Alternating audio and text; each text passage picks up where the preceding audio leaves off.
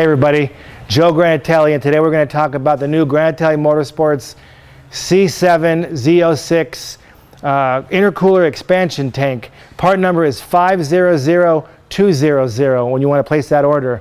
Let me zoom in on this product and we'll show you a couple cool features and benefits about our product.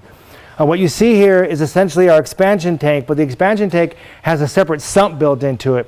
What the little sump does is that guarantees you always have water going to the cooler pump, and it allows the air to burp out to the top. So you're never going to have that problem, which is typical of expansion tanks, is when the water goes in there, if there gets any air in the system, like when sloshing around, it creates foam. You don't want a foaming system. By building a separate sump that's built in, we eliminate the chance of having any kind of foaming or any kind of air going in the water system. Also, what this does is it guarantees that your intercooler pump always has, or heat exchanger, some people call it a heat exchanger pump, always has a good even water flow going to it. But if you focus on this down here, what you'll notice is we use PEM stock OEM stainless steel quality soft hardware, and what that does, that guarantees it's going to give you, a million miles rust free, no issues. Every time, not going to have any problems. If you look over here, one of the cool things is you look at the inside, you'll see we actually window this system. So now the upper tank is, the upper lens you can see is windowed, so it allows you to make sure that you have water flow at all time. And we actually use an O-ring. What that O-ring does, that guarantees you're never going to have any leaks. What's really important about having a window is, and from our past Ford experience, is that a lot of times the OEM Bosch pumps, they fail, and when they stop flowing or stop pumping, you don't realize that your intercooler is not really working effectively. So by putting a window in there, it allows you to actually see the coolant flowing through the system at all times, and it just makes sure that you've always got a full tank, but you also got a tank that's working to its best abilities.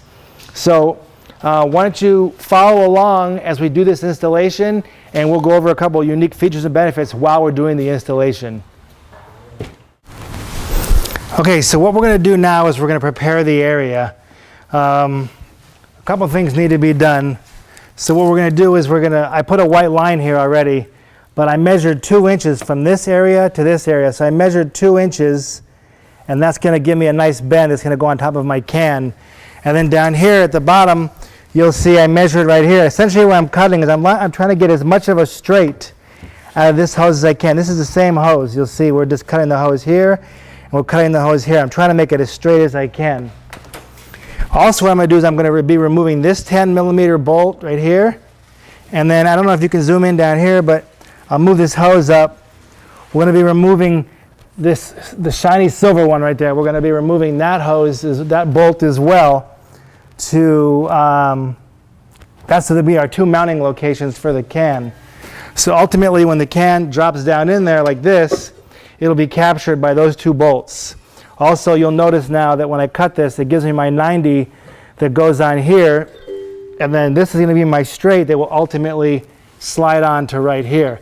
This right here is going to be the drain. That's so you can always drain fluid in case you want to add ice, but we're going to discuss that a little bit later. All right, so the first thing we're going to do is I'm going to remove the clip. And this clip is holds this cap, and a lot of people think this unscrews, but it doesn't unscrew. It's actually just held in by a simple little clip. So you get your little pick right here to get underneath the clip, and it comes straight out. Now this just comes right out.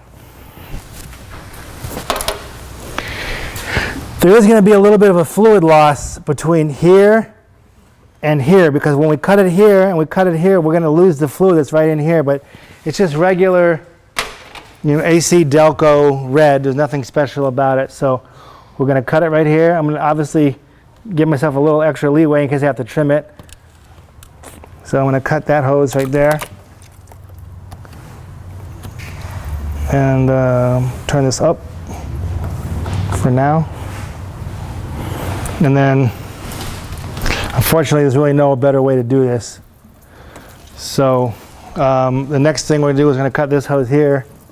Let me jump down here and do this one. Next I want to do is I'm going to remove this clip. Now I don't know if you can zoom in and see this. This little clip right here is pretty simple. All you do is get your pick up underneath it, and then it just comes right off. So This home, we're gonna have to cut this hose right here. So we'll have to cut this wire tie. So we'll cut this wire tie out of the way.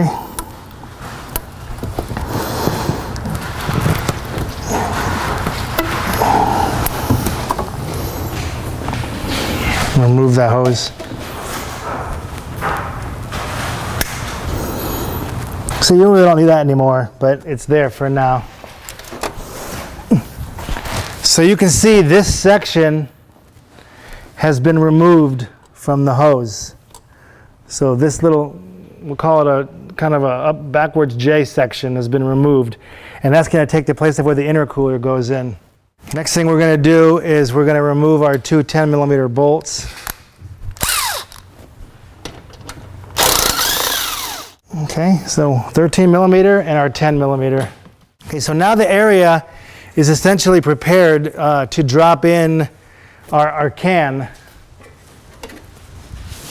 So the next step is going to be to put this can into place. So one of the things I want to show you, one of the cool features and benefits of our design is we have on the inlet, we have the spray bar pattern. So what that does is it actually transfers water all the way across the can. Instead of having it just dribble right here and go straight down, it actually goes all the way across. And when this chamber is full of ice, that'll actually push the water across the ice cubes a lot easier. I shouldn't say easier, but a lot even flow, and it won't just kind of pile up here and go from the tank straight to the bottom. The spray bar actually gives it an effect to go all the way across, so it basically uses the whole can as effective as possible. Do you really need it? I don't know, but it certainly is a pretty nice feature to have, and it certainly does its job. The other thing I want to show, I don't know if we can get down in there or not, but you'll see the light, the camera will go down in there, and you'll see there's a screen down there, if you will. That keeps debris out of the pump area, and it also stops ice from coagulating and getting stuck inside the box. So the idea behind this chamber is that if you fill it full of ice at the drag strip or whatever, it'll cool your water temperature going in and out of your intercooler and your heater cores for the supercharger, and it will effectively drop your inlet air temperature. What we're going to do now is what I did is I squeezed this clamp. There's a proper tool for this, which I have. I'm not using it. And I rotated my hose around so that it lines up perfectly. So now this hose is going straight down, but because I'm anal, I'm going to make that clamp go straight with this one. So I'm just going to squeeze this, line it up perfect. Now the two clamps will line up. Next thing we're going to do is we're going to just put the cap back in, because now we'll be able to fill it from our big tank over here. So push that back in. Remember, it doesn't screw in, and then we just put the clip on. And it goes right on like that. Okay, so there you go. Now it's time to put the tank in. Also, I screwed in my 3/8 MPT drain. And we give you a little hose. That's so that in the event you want to drain it at the racetrack, you don't drain it all over the engine compartment. It drains down to the ground. You put a pan underneath it. I assume guys are going to be die-hard drag racing. You can just run ice water through it, and then when you're done and you're driving on the street, you can always go back to your red coolant. So what I'm going to do now is I'm going to put this in. I'm going to fish our clear hose down. This goes around the inside of the shock, and it really just drops straight in. It's not really a big deal. It's not a lot of, no muss, no fuss. Just drops right in. You'll see my hose here, and then you'll see this one here. It's perfect now.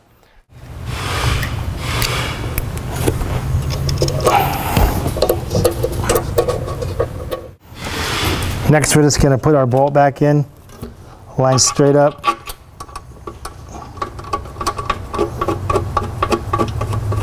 Make it snug, and then we're going to line this one up. This one might not work too good off camera because, you know, there's a lot of stuff in the way, but from where I'm standing, it's an easy angle. I don't know if you can see down there. It lines up perfect. All right, guys, so we got the tank installed. We put this clamp back. We made it straight, put it down. Got this hose clamp tight. Got the ring gear clamp on the bottom barb down here tight. Our petcock valve is closed right now so that we can fill it with fluid. And I got the bottom hose back on. So it was a relatively simple installation. 2 bolts, a little bit of work. Quite honestly, you know, there's probably about 5 or 10 minutes of off camera while we're fiddling around, but I think that this job can legitimately be installed in about 30 minutes with the engine cool. You'll notice here that there's a rubber gasket here. This is our prototype. Production, this actually has an O-ring groove all the way around, and this is going to be windowed. I'm refilling it with regular AC Delco Dex Cool, which is a factory equivalent. So you'll see here that we're almost halfway up, and we've used about 3/4 of this gallon. So I could put the rest of this in and it would be a full gallon that we've added, but I'm going to do the rest with water.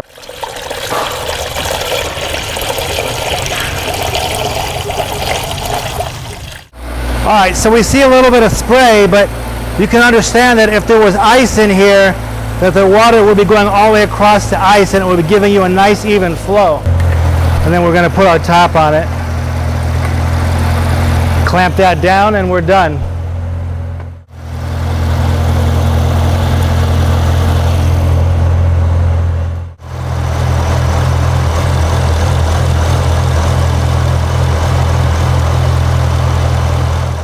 Then of course when you tighten it up, you want to tighten in a crisscross pattern.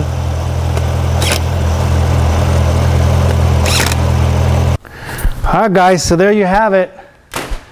Complete installation of the new Granatelli heat exchanger reservoir.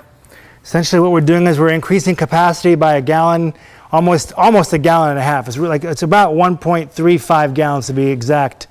And by adding that extra cooling effect, you're now giving the heat exchanger in the nose of the car more time to cool the fluid as it comes out. This is the discharge. So the hot coolant will come out, it'll sit in this tank, and it will now go through the heat exchanger and then come back in and enter the blower cooler. And by adding capacity, you are in fact allowing the engine to make more power because you're keeping the air temperature cooler, especially from a racing application where you would fill this full of ice, and now you could effectively drop the temperature by as much as 100 degrees water temperature, which would drop the air intake temperature by at least 65. So thanks again.